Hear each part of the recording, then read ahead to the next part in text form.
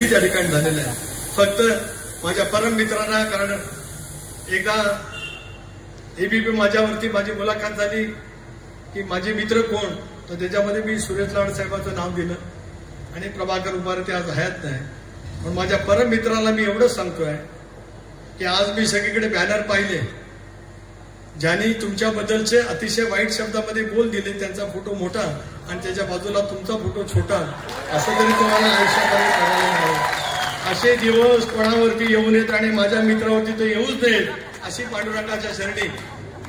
आता तुम्ही काय असताय आता पत्रकार मित्र, जे खरं आहे माझ्यातला कुठला वाक्य खोटच नाही ना।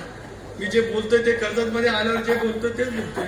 पण मी काय कर्जतमध्ये आज येतोय काय 84 पासून येतोय, त्याच्या अगोदरपासून येत आलो। कर्जत मधला माझा प्रवास हा रोहा माणगाव शिवधन सारखाच आहे, तो कालही होता आजही राहील आणि उद्याच्या भवितव्याच्या कालावधीमध्ये सुद्धा राहील। उत्तम वसलेलं शहर, सुसंस्कृत विचाराचं शहर, भयमुक्त शहर, भ्रष्टाचार मुक्त शहर हे देण्यासाठी आपल्या सर्वांची साथ मिळावी एवढी प्रार्थना करतो आणि थांबतो। जय हिंद, जय महाराष्ट्र।